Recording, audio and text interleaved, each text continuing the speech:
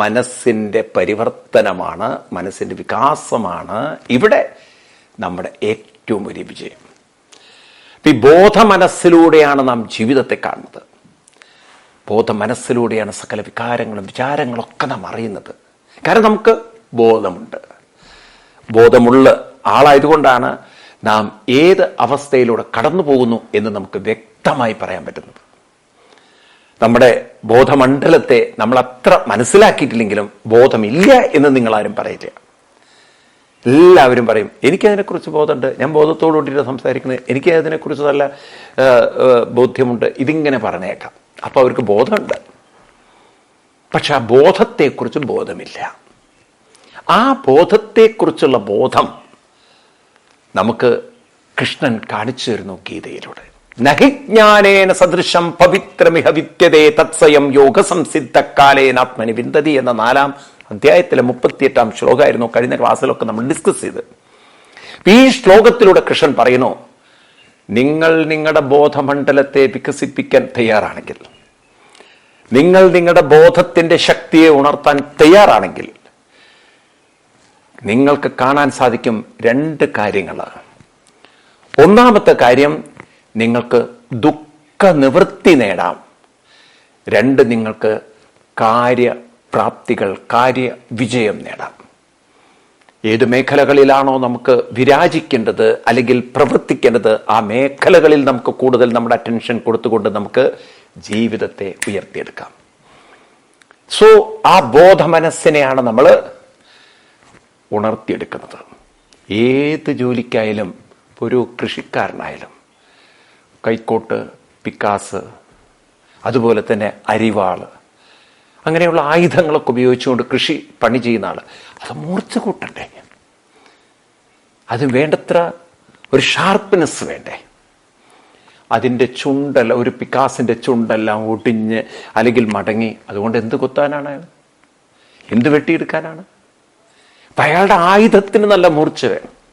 ഏത് ഫീൽഡിലുള്ള ആളായാലും. ഒരു വാഹനം ഓടിക്കുന്ന ആൾ വാഹനം സർവീസ് ചെയ്ത് വയ്ക്കുന്നു. ഇതുപോലെ നാം നമ്മുടെ മനസ്സിലൂടെയാണ്, ബോധമനസ്സിലൂടെയാണ് ജീവിക്കുന്നതെങ്കിൽ ആ ബോധമനസ്സിനെ ഒന്ന് ശരിയാക്കി വെക്കേണ്ടതില്ലേ? ഏത് ജോലിക്കാരനും അവൻ്റെ ആയുധങ്ങളെ നന്നാക്കി വെക്കുമ്പോൾ ബോധമനസ്സെന്ന ആയുധത്തിലൂടെയല്ലേ നമ്മൾ ജീവിതത്തെ അറിയുന്നതും അനുഭവിക്കുന്നതും ആസ്വദിക്കുന്നതും? അബോധ മനസ്സ് കെട്ടടങ്ങിയാൽ പിന്നെ നിങ്ങൾക്കെന്ത് ആസ്വാദനം, നിങ്ങൾക്കെന്ത് സുഖം, നിങ്ങൾക്കെന്ത് ജീവിതം? അപ്പം അതുകൊണ്ട് ആ ബോധ മനസ്സിനെ നമുക്ക് ഒന്ന് ഉണർത്താൻ, ഉയർത്താൻ, വികസിപ്പിക്കാൻ അതിൻ്റെ മാർഗം കൃത്യമായി അറിഞ്ഞിരിക്കണം. അതാണ് കൃഷ്ണൻ പറയുന്നത്, നഹിജ്ഞാനേന സദൃശം. ആ ബോധം നിങ്ങൾക്ക് നിങ്ങളുടെ ജീവിതത്തിൽ വലിയ പരിവർത്തനം വരുത്തും എന്ന അറിവോടുകൂടിയിട്ട്, എല്ലാ ശക്തിയും കഴിവും ഈ ബോധത്തിൽ അന്തർലീനമാണ് എന്ന അറിവോടുകൂടിയിട്ട് നിങ്ങൾ എന്ത് ചെയ്യണം? സാധന അനുഷ്ഠിക്കണം. സാധന എന്ന് പറഞ്ഞു കഴിഞ്ഞാൽ ജപം ഏറ്റവും ശ്രേഷ്ഠമാണ്. ജപം, ക്ഷേത്രങ്ങളിൽ പോയി ജപം ചെയ്യുക, സംഗീതം, മറ്റ് കലകൾ, എന്തൊക്കെ നിങ്ങൾക്ക് പറ്റുന്നതുണ്ടോ അതൊക്കെ ചെയ്യുക, സർവീസ്, സേവനം. ഈ തരത്തിലൊക്കെ നമ്മുടെ ബോധത്തെ നാം അത്തരം കാര്യങ്ങളിലേക്ക് ഏകാഗ്രമാക്കുമ്പോൾ കൃഷ്ണൻ പറയുന്നു, സ്വയം യോഗ സംസിദ്ധ. യോഗ സംസിദ്ധ, യോഗ എന്ന് പറഞ്ഞാൽ, യോഗ എന്ന വാക്കിന് ഇവിടെ അർത്ഥം നാം ചെയ്യുന്ന ആസനങ്ങളല്ല, യോജിപ്പിക്കുക. ഇപ്പൊ യോഗ എന്ന് പറഞ്ഞാൽ യോഗം ചെയ്യുക, കൂടിച്ചേരുക. ഇപ്പൊ നാം ചെയ്യുന്ന കാര്യങ്ങളിൽ, നമ്മുടെ സാധനകളിൽ ഏകാഗ്രത കൂടി വരുംതോറും, നമ്മുടെ ശ്രദ്ധ കൂടി വരുംതോറും, നമ്മുടെ ഇൻവോൾവ്മെന്റ് കൂടി വരുംതോറും യോഗ, ആ ഇൻവോൾവ്മെന്റിന്റെ പേരാണ് യോഗ. നമ്മൾ ക്ഷേത്രങ്ങളിൽ പോകുന്നു, നാമം ജപിക്കുന്നുണ്ടാവും, പക്ഷെ ശ്രദ്ധയില്ലാതെ എന്ത് ജപിക്കുന്നതും യോഗയല്ലത്. യോഗ എന്ന വാക്കിന്റെ അർത്ഥം ചെയ്യുന്നതിലുള്ള ഇൻവോൾവ്മെന്റ് എന്നാണ്. ഇപ്പൊ നാം അതുകൊണ്ടാണ് ഈ വാക്കുകളൊക്കെ ഗീതയിൽ ഉപയോഗിച്ച് ഭക്തിയോഗ, കർമ്മയോഗ, ധ്യാനയോഗ, ജ്ഞാനയോഗ എല്ലാം കൂടിച്ചേരലുകളാണ്. ഭക്തി, നിങ്ങൾ ക്ഷേത്രത്തിൽ പോയിട്ട് കുറച്ചു നേരം നാമസങ്കീർത്തനാദികളിൽ അങ്ങനെ മനസ്സിനെ ഏകാഗ്രമാക്കുമ്പോൾ അത് ഭക്തിയോഗമായി. നിങ്ങൾ നിങ്ങളുടെ ജോലിയിൽ, പ്രവൃത്തികളിൽ മനസ്സിനെ അങ്ങനെ ഏകാഗ്രമാക്കി അതിലങ്ങനെ മനസ്സ് ലയിപ്പിച്ച് അതിലങ്ങനെ മുഴുകിയിരിക്കുമ്പോൾ അത് ജ്ഞാനയോഗമായി. കാരണം നിങ്ങൾ ചെയ്യുന്നൊരു പ്രവൃത്തി അത്ര നിങ്ങളതിൽ ഇൻവോൾവാണ്. എന്നാൽ നമ്മൾ പലപ്പോഴും നമ്മുടെ അനാവശ്യമായ വിചാരങ്ങളിൽ അല്ലെങ്കിൽ ദുർബലമായ വികാരങ്ങളിൽ, വിഷമം, വേദന, വിഷാദം, അസ്വസ്ഥത, അങ്ങനെയുള്ള നെഗറ്റീവായിട്ടുള്ള സകലത്തിലും നമുക്ക് ഇൻവോൾവ്മെന്റ് വളരെ കൂടുതലാണ്. പക്ഷെ ചെയ്യേണ്ടതിലൊന്നും ഇൻവോൾവ്മെന്റ് ഇല്ല. അതുകൊണ്ട് ഇവിടെ മനസ്സിനെ പരിശീലിപ്പിക്കേണ്ടതുണ്ട്. വൈ? എന്തുകൊണ്ടാണ് പരിശീലിപ്പിക്കേണ്ടി വരുന്നത്?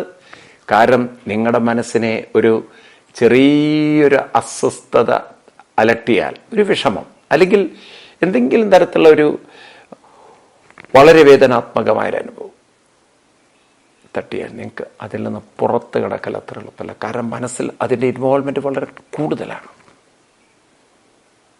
നെഗറ്റീവായിട്ടുള്ള ഇൻവോൾവ്മെന്റ് വളരെ കൂടുതലാണ്. നോക്കൂ, കുട്ടികൾ ഓൺലൈൻ ക്ലാസ്സിൻ്റെ കാലം, അപ്പം അതിലവർക്ക് പഠിക്കുന്ന കാര്യത്തിലേക്കാൾ ശ്രദ്ധ, ഏകാഗ്രത ഉള്ളത് അവരുടെ ഗെയിമുകളിലാണ്. യുവാക്കൾ നോക്കൂ നിങ്ങൾ, അവർക്ക് ആ പഠിക്കുന്ന കാര്യത്തിലേക്കാൾ, അവർ ജോലി ചെയ്യുന്നതിനേക്കാൾ അവരും ഗെയിമിലാണ് ഒരുപാട് കൂട്ടർ. അല്ലെങ്കിൽ അവരവരുടെ യൂട്യൂബോ അത് ഇത് മറ്റു കാര്യങ്ങളിലൊക്കെ അവർക്ക് ശ്രദ്ധയുണ്ട്. കുറേ സ്ത്രീകൾ അവരുടെ പല മേഖലകളിലും അവർ ജോലി ചെയ്യുന്നതിനേക്കാൾ അവർക്ക് അവരുടെ ഫ്രണ്ട്സിൻ്റെ കൂടെ ഇരുന്ന് ചാറ്റ് ചെയ്ത് സമയം, അങ്ങനെ അവരും അതിൽ ശ്രദ്ധിക്കുന്നു. അപ്പൊ എല്ലാവർക്കും ശ്രദ്ധയുള്ളത് അവരവരുടെ ഇഷ്ടങ്ങളിൽ മാത്രമാണ്. അത് അവരുടെ സ്വാർത്ഥ ഇഷ്ടങ്ങളുമാണ്, സ്വന്തം സുഖത്തിന് വേണ്ടി മാത്രം. അതിൽ തെറ്റൊന്നുമില്ല, കുറച്ചൊക്കെ അങ്ങനെ വേണം. പക്ഷെ എന്താ കുഴപ്പമെന്ന് വെച്ച് കഴിഞ്ഞാൽ, ഈ സ്വാർത്ഥ സുഖങ്ങളിൽ മാത്രം മുഴുകി ജീവിച്ചാൽ, അതിൽ മനസ്സിനെ മാത്രം ഏകാഗ്രമാക്കിയാൽ ജീവിതമെന്നും അനുകൂലമായി തീരണമെന്നില്ല. ഇന്ന് അനുകൂലമായ പരിതസ്ഥിതി, ഇന്ന് അനുകൂലമായ സുഹൃത്ബന്ധങ്ങൾ, ഇന്ന് അനുകൂലമായ കാര്യങ്ങൾ നാളെ പ്രതികൂലമായി വന്നാൽ, ആരോഗ്യം പ്രതികൂലമായാൽ, അപ്പോഴാണ് വളരെയധികം മാനസികമായ ഫ്രസ്ട്രേഷൻ വരുന്നത്. നമ്മൾ വിചാരിക്കും ഇതൊക്കെ ഒരു രസമാണ്, സുഖമാണ്, സന്തോഷമാണ്. ഞാൻ കഴിഞ്ഞ ദിവസം ഒരു ന്യൂസ് വായിക്കായിരുന്നു. ഒരു വിദേശ രാജ്യത്തിൽ ഭയങ്കര കനത്ത മഞ്ഞ് വീഴ്ചയും കാറ്റുമൊക്കെ ആയിട്ട് അവിടുത്തെ നെറ്റ്വർക്ക് സംവിധാനം മുഴുവൻ താഴ്ന്നിട്ടിന്ന്. ഇതിൽ കുത്തിത്തോണ്ടി സുഖം കണ്ടെത്തുന്നവന് നെറ്റ്വർക്ക് പോയാൽ പിന്നെന്ത് സുഖം? അവൻ ഫ്രസ്ട്രേറ്റഡായി. അപ്പം നമ്മളെപ്പോഴും ഈ ഒരു സുഖത്തിൻ്റെ സ്വാർത്ഥ ചിന്തയിൽ മാത്രം മുഴുകി ജീവിച്ചാൽ ഇന്ന് അനുകൂലമാകുന്ന നാളെ അനുകൂലമാവണമെന്നില്ല. കാലം എന്നും നമുക്ക് ഒരുപോലെയല്ല അനുഭവങ്ങൾ തരുന്നത്. കോവിഡ് മനുഷ്യനെ ഈ കോലത്തിൽ കൊണ്ടെത്തിക്കുന്ന ആരെങ്കിലും വിചാരിച്ചു? പുറത്തിറങ്ങി തോന്നിയത് കഴിച്ച് തോന്നിയത് ചെയ്ത് അങ്ങനെ സ്വാതന്ത്ര്യത്തിൽ ജീവിച്ച് നമ്മളെ വീട്ടിൻ്റെ ഉള്ളിൽ ഒതുക്കി വെക്കാൻ ആ കോവിഡിന് സാധിച്ചില്ലേ? ഇപ്പൊ നമ്മൾ വാക്സിൻ എടുത്തു എന്നുള്ളൊരു അഹങ്കാരത്തിൽ ഇരിക്കുമ്പോൾ ഇതാ പിടിച്ചോ മൂന്നാമത്തെ തരംഗം, പോയിരിക്കടാ വീട്ടില് എന്ന് നമ്മളോട് പറയല്ലേ? കഴിഞ്ഞില്ലേ? അപ്പൊ വാക്സിൻ എടുത്തിട്ട് പോലും നമുക്ക് വീണ്ടും കോവിഡിനെ പേടിച്ച് വീട്ടിലേക്ക് ഉൾവലിയേണ്ടിയിരിക്കുന്നു. ആലോചിച്ച് നോക്കൂ നിങ്ങൾ. എപ്പോഴും അനുകൂലമായ സുഖങ്ങളിൽ ജീവിതം നടക്കുകയില്ല എന്ന് ആദ്യമേ അറിയണം. അല്ലെങ്കിൽ എന്താണെന്നറിയോ? ആ കുഴിയിൽ വീണിട്ട് പുറത്ത് കിടക്കാൻ പറ്റില്ല. കുഴിയിൽ വീണിട്ട് പുറത്ത് കടക്കാൻ പറ്റാതെ വരുന്നവരാണ് ആത്മഹത്യ പോലുള്ള പ്രശ്നങ്ങളിലേക്ക് തിരിയുന്നത്. പ്രേമിച്ച് അങ്ങോട്ട് കുഴിയിൽ വീണ്, പ്രേമിച്ച പെണ്ണ് വേറൊരുത്തൻ്റെ കൂടെ പോയി, ഇതാ കിടക്കണം ഇവൻ ഫ്ലാറ്റായി. അറിയുന്നില്ല നാളെ അവൾ എൻ്റെ കൂടെ എൻ്റെ സ്വന്തം, നീ എൻ്റെ സ്വന്തം. എന്തു സ്വന്തം? അവൾ വേറൊരുത്തനെ സ്വന്തമാക്കി വെച്ചിരിക്കുകയാണ്. അല്ലെങ്കിൽ അവളായിരിക്കും ഇവൻ്റെ വലയിൽ ചെന്ന് വീണ്, എൻ്റെ സ്വന്തം. അവൻ വേറൊരു സ്വന്തത്തിൻ്റെ കൂടെ പോകുമ്പം ഇതാ കിടക്കണം അവിടെ. കഴിഞ്ഞു. അപ്പം മനസ്സെന്ന് പറയുന്നതിനെ നാം പൂർണ്ണമായി അങ്ങനെ വിശ്വസിക്കുമ്പോൾ അതേ മനസ്സിനോട് പറയണം, ഇന്ന് ഇഷ്ടമുള്ളത് ചിന്തിച്ചുകൊള്ളൂ, പക്ഷെ ഇഷ്ടമില്ലാത്ത അനുഭവങ്ങളെ മറികടക്കാനും പ്രാപ്തമാവണം. എന്നും അനുകൂലമായ അനുഭവങ്ങൾ വരുമെന്ന് വിചാരിക്കരുത്. ഒരു പകലിനൊരു രാത്രിയില്ലേ? ഒരു യൗവനത്തിനൊരു വാർദ്ധക്യമില്ലേ? ഒരു ജനനത്തിന് മരണമില്ലേ? ആരോഗ്യത്തിന് രോഗമില്ലേ? കാലാവസ്ഥ പോലും പ്രതികൂലമായി സംഭവിക്കുന്നുവെങ്കിൽ ആ പ്രകൃതിയിൽ നിന്ന് രൂപപ്പെട്ട ഈ ശരീരത്തിൽ പ്രതികൂലമായി ഒന്നും വരില്ലേ? അപ്പം ഈ പ്രതികൂലമായതിനെ ഞാൻ അവഗണിച്ച് ജീവിച്ചാൽ എന്നും അനുകൂലമായ സുഖങ്ങളും സന്തോഷവും ഒക്കെ വരും എന്ന് പറയുന്നത് വിഡ്ഢിത്തമല്ലേ? അപ്പം മനസ്സിനൊരു പ്രിപ്പറേഷൻ വേണ്ടേ? അതാണ് കൃഷ്ണൻ പറയുന്ന ജ്ഞാനേന, ഈ ജ്ഞാനം കൊണ്ടുള്ള യോഗസംസിദ്ധി. ജ്ഞാനയോഗ സംസിദ്ധി. നിങ്ങൾ എന്തിനാണ് അമ്പലത്തിൽ പോകുന്നത്? ജ്ഞാനയോഗ സംസിദ്ധി. എന്താ ഇത്രയും വലിയ വാക്ക്? ജ്ഞാനത്തോടുകൂടിയ, അതായത് നിങ്ങളിലെ ബോധശക്തി. എന്താണ് ആ ബോധശക്തിയുടെ പ്രത്യേകത? അത് സ്വതന്ത്രമാണ്, അതൊന്നിനും കൺഫൈൻഡ് അല്ല. അതുകൊണ്ടാണ് നിങ്ങൾക്ക് അതിൻ്റെ ശ്രദ്ധ മാറ്റാൻ പറ്റുന്നത്. അപ്പം ആ ബോധശക്തിക്ക് നിങ്ങൾ അനുഭവിക്കുന്ന സകല വ്യഥകളിൽ നിന്നും വിഷമങ്ങളിൽ നിന്നും പുറത്തു കൊണ്ടുവരാൻ സാധിക്കും. നിങ്ങൾക്ക് ചെയ്യേണ്ടതായിട്ടുള്ള കാര്യങ്ങളിലേക്ക് ഫോക്കസ് കൊണ്ടുവരാൻ സാധിക്കുമ്പോൾ ആ ശക്തിയെ വികസിപ്പിക്കാനാണ്, എൻ്റെ ബോധശക്തിയെ ഉണർത്താനാണ്, ബോധശക്തിയെ വികസിപ്പിക്കാനാണ്. ആ വാക്ക് അങ്ങനെ തന്നെ ഇരിക്കട്ടെ. ഞാൻ ക്ഷേത്രത്തിൽ പോകുന്നത്, പൂജാമുറിയിലിരുന്ന് ജപിക്കുന്നത്, അല്ലെങ്കിൽ എൻ്റെ വീട്ടിൽ ഉള്ള സൗകര്യത്തിലിരുന്ന് നിവർന്നിരുന്ന് പ്രാണായാമവും പ്രണവവും ജപവും ചെയ്യുന്നത് എൻ്റെ ബോധശക്തി വികസിപ്പിക്കാനാണ്. അതാണ് യോഗ സംസിദ്ധി. ഞാൻ അഭ്യാസം ചെയ്യുമ്പോൾ ശ്രദ്ധിക്കൂ, നിങ്ങൾ സംഭവിക്കുന്ന എന്താണ്? എൻ്റെ ബോധശക്തി വികസിക്കുന്നു. അപ്പം എൻ്റെ ഫോക്കസ് അതിലേക്കായിരിക്കണം. ഇപ്പം ഞാൻ നാമത്തിൽ അങ്ങനെ മുഴുകും തോറും ബോധവും നാമവും ഒന്നായിത്തീരുമ്പോൾ ബോധശക്തിയാണ് അങ്ങനെ വിടരുന്നത്. ബോധവും നാമവും ചേരുമ്പോൾ ബോധശക്തി ദൃഢപ്പെടുന്നു. അതേ ബോധം വിഷമത്തിലേക്കും വികാരങ്ങളിലേക്കും തിരിച്ചു വിട്ടുകഴിഞ്ഞാൽ ബോധം അത്തരം വികാരങ്ങളിൽ മുങ്ങുന്നു. അതുകൊണ്ടാണ് പ്രേമത്തിൽ ആ ഭാഷ ഉപയോഗിച്ചത് ഫാൾ ഇൻ ലവ്. ഇംഗ്ലീഷിൽ പ്രേമത്തിൽ വീണു പോകുന്നു, വികാരത്തിൽ തളർന്നു പോകുന്നു, വികാരത്തിൽ ദുർബലമാകുന്നു. അപ്പം നോക്കൂ, അവിടേക്ക് ഉയരുകയല്ല ചെയ്തത്, അവിടെയൊക്കെ തളരുകയാണ്, വീഴുകയാണ്. എന്നാൽ നാമം പോലുള്ള കാര്യത്തിൽ വിടരുകയാണ്. ഒന്ന് തളരുന്നു, മറ്റത് വളരുന്നു. ഒന്ന് തകരുന്നു, ഒന്ന് ഉയരുന്നു. രണ്ടും വ്യത്യസ്തമാണ്. ഇന്നുവരെ നാമത്തിൻ്റെ പാതയിൽ പോയ ഒരു ഗുരുവും, അത് നാരായണ ഗുരുദേവനാവട്ടെ, അദ്ദേഹത്തിൻ്റെ മനോഹരമായ ദൈവദശകത്തിൽ അദ്ദേഹം പറയും, ആഴണം വാഴണം നിത്യം, വാഴണം വാഴണം സുഖം, ആഴമേറും നിൻ മഹസ്സാമാഴിയിൽ ഞങ്ങളാകവേ വാഴണം വാഴണം സുഖം. അവിടെ സുഖത്തിലേക്ക് വാഴുകയാണ്, സുഖത്തിലേക്ക് ഉയരുകയാണ്. എന്നാൽ ഇവിടെയാണെങ്കിലോ ദുർബലതയിലേക്ക് താഴുകയാണ്. നാം തിരിച്ചറിയുന്നില്ല, നാം ഉയരുകയാണെന്നാണ് വിചാരിക്കുന്നത്. ഞാൻ പ്രേമത്തിൽ ഉയരുകയാണെന്ന് വിചാരിച്ചിട്ടാണ് ഒരു പെണ്ണൊരു പയ്യൻ്റെ പിന്നാലെ അന്ധമായി പോകുന്നു. പ്രേമം എന്നെ ജീവിതത്തിൽ എന്താണ് എന്നും പറഞ്ഞിട്ടാണ് ഒരു കാമുകനായിട്ട് ഒരുത്തൻ ഓടുന്നത്. അവൻ അറിയുന്നില്ല ഇത് എത്തുന്നത് ഒരു വലിയ ദുഃഖത്തിലേക്ക്. എന്ന് വെച്ചിട്ട് പ്രേമിക്കരുതെന്നല്ല, പക്ഷെ പ്രേമത്തിൽ ഉയരാൻ സാധിക്കണം. പ്രണയം എന്ന വാക്കിൻ്റെ അർത്ഥം പോലും ഇന്നത്തെ യുവസമൂഹം മറന്നുപോയി. പ്രണയം എന്നാൽ ഇന്നത്തെ കാലഘട്ടത്തിൽ പ്രണയത്തിൽ തന്നെ ഒരു നൈരാശ്യമുണ്ട്, നിരാശയുണ്ട്. പ്രണയ നിരാശ. പ്രണയം നിരാശയിലേക്കുള്ളതല്ല, പ്രണയത്തെ ഉദാത്തമാക്കുക, അതായത് കൈപിടിച്ചുയർത്തുന്നതാക്കുക പ്രണയം. അപ്പം അതിനെ കൈപിടിച്ചുയർത്താനുള്ള സാധനാനുഷ്ഠാനം ഒരാളിലുണ്ടെങ്കിലേ മറ്റൊരാളെ കൈപിടിച്ചുയർത്താൻ പറ്റുള്ളൂ. ഒരു കാമുകൻ അല്പമൊന്ന് സാധന ചെയ്താൽ കാമുകയെ കൈപിടിച്ചുയർത്താം. കൃഷ്ണൻ ഗോപികമാരെ കൈപിടിച്ചുയർത്തിയ പ്രണയം അത് നൈരാശ്യത്തിൻ്റെ അല്ല, അത് വിവേകത്തിൻ്റെയാണ്, അത് വളർച്ചയുടേതാണ്, വികാസത്തിൻ്റെതാണ്. അതാണ് ശരിക്കും പ്രേമം. മറ്റൊരാളെ വീഴുകയോ വീഴ്ത്തുകയോ തളർത്തുകയോ തകർക്കുകയല്ല, മറ്റൊരാളെ കൈപിടിച്ചുയർത്തുകയാണ്.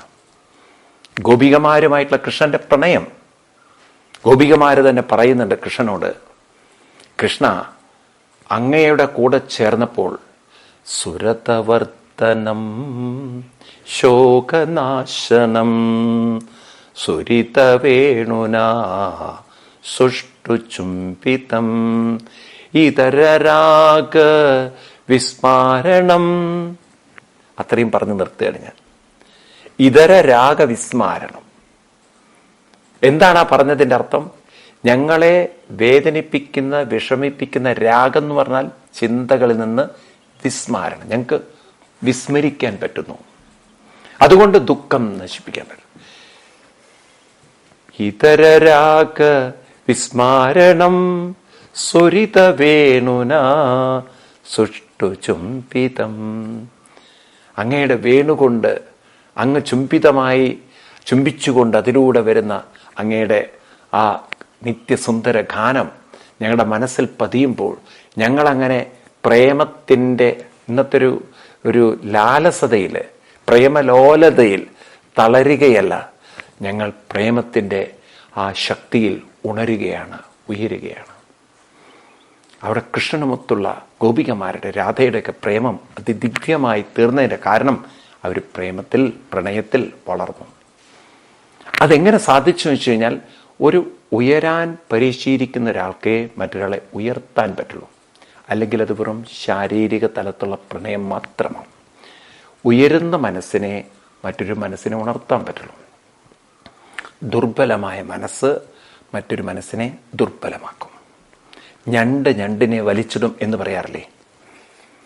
എന്നാലൊരു കുരങ്ങൻ അതിൻ്റെ കുഞ്ഞിനെ വലിച്ച് മരത്തിലേക്ക് കയറ്റും. കാരണം മരത്തിൻ്റെ കൊമ്പിലിരിക്കുന്ന കുരങ്ങനെ താഴെ വന്ന് അതിന് കയറാൻ പറ്റും.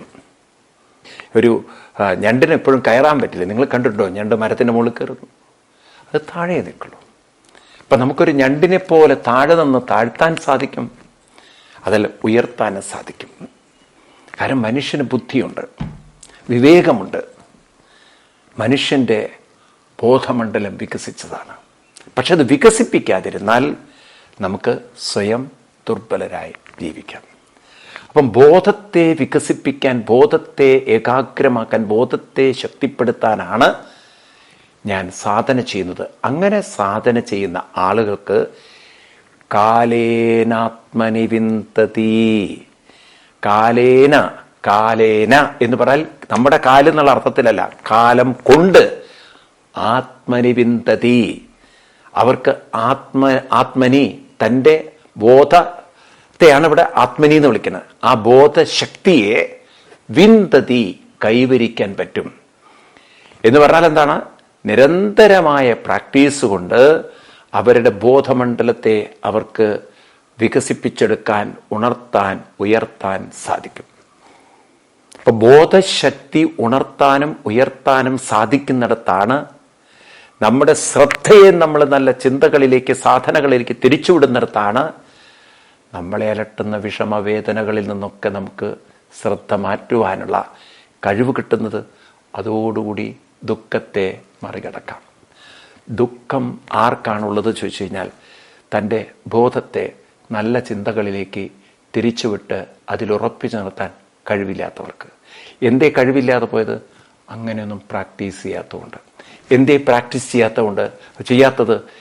പ്രാക്ടീസ് ചെയ്യാത്തത് ഈ ഗീതയൊന്നും പഠിക്കാനുള്ള യോഗം ഉണ്ടായിട്ടില്ല. ഇതൊക്കെ ഒന്ന് പഠിച്ചിരുന്നെങ്കിൽ, അല്ലെങ്കിൽ ആരുടെ നിന്ന് കേട്ടിരുന്നെങ്കിൽ, മനസ്സിലാക്കിയിരുന്നെങ്കിൽ, ഒരു ക്ഷേത്രത്തിൽ പോകുമ്പോൾ അവർക്ക് മനസ്സിലാവും വെറുതെ തൊഴുതു പോകാനുള്ളതല്ല. തിക്കും തിരക്കും കൂട്ടി കൈകൊണ്ട് അങ്ങോട്ടടിച്ച് അവസാനം പായസം വാങ്ങിച്ച് ചന്ദനക്കൂടിയിട്ട് പോകാനുള്ളതല്ല ക്ഷേത്രം. യോഗ സംസിദ്ധി, ബോധയോഗ സംസിദ്ധി, ഈ വാക്ക് മറക്കരുത് നിങ്ങൾ. യോഗ സംസിദ്ധി നിങ്ങളുടെ മനസ്സിനെ, ബോധത്തെ നിങ്ങൾ ചൊല്ലുന്നതിലേക്ക് കൊണ്ടുവന്ന്, സ്മരിക്കുന്നതിലേക്ക് കൊണ്ടുവന്ന് കുറച്ചു നേരം അതിലങ്ങനെ ഏകാഗ്രമാക്കി, അതിലർപ്പിച്ച്, അതിൽ ലയിപ്പിച്ച്, അതിൽ മുഴുകി ആഴണം വാഴണം. നേരത്തെ പറഞ്ഞ നാരായണ ഗുരുദേവന്റെ വരികൾ അങ്ങനെ അതിലേക്ക് കൊണ്ടുവന്ന് ആ മനസ്സിനെ പാകപ്പെടുത്തുമ്പോൾ നിങ്ങളറിയാതെ ഈ മൊമെൻ്റം, ഈ സാധന, ഈ പ്രക്രിയ, നിരന്തരമായ പ്രക്രിയ, ഐൻസ്റ്റീൻ്റെ ഭാഷയിൽ പറഞ്ഞു കഴിഞ്ഞാൽ ദിസ് പ്രോസസ്, എവല്യൂഷൻ പ്രോസസ്, ഈ ട്രാൻസ്ഫോർമേഷൻ പ്രോസസ് അവസാനം ഒരു യൂണിവേഴ്സിനെ ഡെവലപ്പ് ചെയ്യും എന്ന് ഐൻസ്റ്റീൻ പറയുന്ന പോലെ നമ്മുടെ ഉള്ളിൽ ബോധമണ്ഡലത്തിലും ഒരു ശക്തി വികസിപ്പിക്കും. അപ്പം നമുക്കിവിടെ ശക്തി വികസിപ്പിക്കാൻ സാധിക്കും. കാലേന ആത്മനിവിന്ദതി. ഒരു തരത്തിലും നമ്മൾ ദുഃഖിച്ചിരിക്കേണ്ടതില്ല. പക്ഷെ കൃഷ്ണൻ ഒരിക്കലും പറഞ്ഞില്ല പെട്ടെന്ന് കിട്ടുന്നു. അതാണ് നമുക്കൊക്കെ ഉള്ളൊരു വിചാരം. അമ്പലത്തിൽ പോയാൽ അപ്പം തന്നെ ദൈവമേ ഞാനിതാ ഒരു 10 രൂപ വഴിപാട് ചെയ്തു, എൻ്റെ കാര്യങ്ങളൊക്കെ നടത്തി തരണം. നടക്കണ കാര്യമില്ല. ശബരിമലയിൽ പോയി 2-3 മണിക്കൂർ ക്യൂ നിന്ന് അയ്യപ്പനെ അങ്ങോട്ട് തൊഴുത് നെയ്യഭിഷേകം ചെയ്ത് വീട്ടിലെത്തുമ്പോഴേക്കും ഒക്കെ അയ്യപ്പൻ അങ്ങോട്ട് തരും എന്ന് വിചാരിക്കരുത്.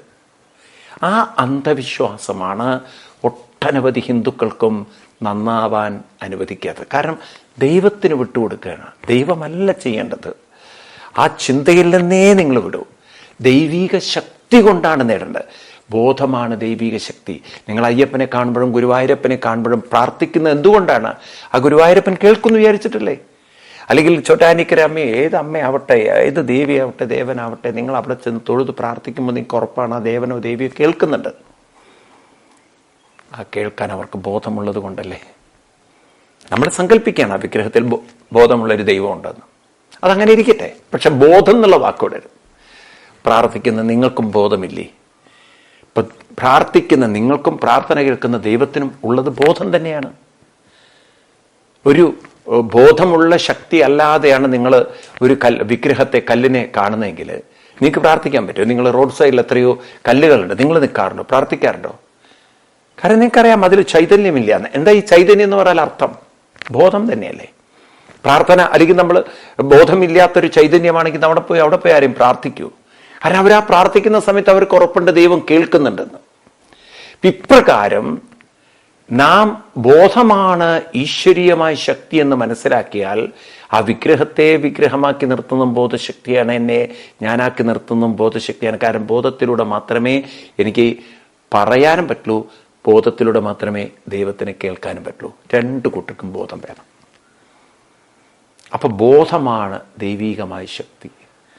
ആ ശക്തിയെ ഇവിടെ വെച്ച് നിരന്തര പരിശീലനത്തിലൂടെ എനിക്ക് വികസിപ്പിക്കാൻ, ശക്തിപ്പെടുത്താൻ, ഏകാഗ്രമാക്കാൻ സാധിക്കുമ്പോൾ എൻ്റെ ജീവിതത്തിലെ സകല ദുഃഖ ദുരിതങ്ങളിൽ നിന്നും ഞാൻ മുക്തനാണ്. എനിക്ക് മുക്തനാവാൻ പറ്റും. അപ്പം നാം ഓരോരുത്തരും ഇതങ്ങോട്ട് മനസ്സിലാക്കി ആത്മാർത്ഥതയോടെ അർപ്പണത്തോടു കൂടിയിട്ട് നാം നമ്മുടെ സാധനാനുഷ്ഠാനങ്ങളിൽ അങ്ങനെ മുഴുകി തീരുകയാണെങ്കിൽ എവിടെയാണ് ദുഃഖം? നമ്മുടെ ഉപനിഷത്തിൽ പറയും, ആർക്കാണ് പിന്നെ ദുഃഖം? യസ്മിൻ സർവാണി ഭൂതാനി. ആരാണോ ഈ സർവഭൂതങ്ങളിലും ഈ പരമാത്മശക്തിയെ കാണുക, തത്രക്കോ മോഹക ശോക. ആർക്കാണ് പിന്നെ ശോകമുള്ളത്?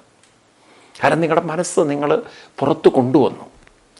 നിങ്ങളുടെ ബോധത്തെ നിങ്ങൾ നല്ല ചിന്തയിലേക്ക് ഫോക്കസ് ചെയ്യപ്പെട്ടു. അതോടുകൂടി നിങ്ങളുടെ മാനസികമായ ദൗർബല്യങ്ങൾ ക്രമേണ ഇല്ലാതെ. അപ്പോൾ മനസ്സിൻ്റെ ശക്തി കൂടുന്നു, മനസ്സിൻ്റെ സന്തോഷം കൂടുന്നു. ശക്തിയുള്ള മനസ്സിലെ സന്തോഷമുള്ളൂ. ശക്തിയുള്ള മനസ്സിലെ യഥാർത്ഥ സുഖമുള്ളൂ. അശാന്തസ്യ കുതസുഖം 1000 തവണ ഞാൻ ആവർത്തിക്കുന്നുണ്ട്. ഗീതയിലെ 2-ാം അധ്യായത്തിൽ കൃഷ്ണൻ പറയുന്നത്. അപ്പം അതുകൊണ്ട് ഈ ശക്തി, ബോധശക്തി നമുക്ക് ഡെവലപ്പ് ചെയ്യണം. അതിൽ സംശയമില്ല. ഇപ്പോൾ ബോധശക്തി ഉണർന്നാൽ ദുഃഖ നിവൃത്തി നേടി, സുഖവ്യാപ്തി കൂടി, ജീവിത വിജയത്തിനുള്ള ഏകാഗ്രത കൂടി. അപ്പം അങ്ങനെ പല നേട്ടങ്ങളും ഉയർച്ചകളും ഉന്നതികളും നേടിത്തരാൻ സാധനാനുഷ്ഠാനം കൊണ്ട് സാധിക്കുമെങ്കിൽ നമുക്കെന്തുകൊണ്ട് സാധന ചെയ്തുകൂടാ? നിരന്തരമായൊരു പ്രയാണം, അതിൻ്റെ ഒരു തീവ്രത കൂട്ടിയാൽ നമുക്ക് വിചാരിച്ചതിലപ്പുറം എളുപ്പത്തിൽ മാറ്റങ്ങൾ ഉണ്ടാക്കാൻ സാധിക്കും. പലരും സാധന ചെയ്യുന്നുണ്ടെങ്കിലും എവിടെയോ വേണ്ട രീതിയിൽ ചെയ്യാത്തത് കൊണ്ട് ഉന്നതി കൈവരിക്കാൻ പറ്റുന്നില്ല. അപ്പം അതാണ് ഹിന്ദുമതത്തിൽ ധാരാളം ആളുകൾ യോഗ ചെയ്യുന്നുണ്ട്, ധാരാളം ആളുകൾ പ്രാണായാമം, പ്രണവമൊക്കെ അനുഷ്ഠിക്കുന്നുണ്ട്. പക്ഷെ എവിടെയോ ഒരു ഉയർച്ച കാണുന്നില്ല. അപ്പം ആ ഉയർച്ചയുടെ തീവ്രത എങ്ങനെ കൂട്ടാം?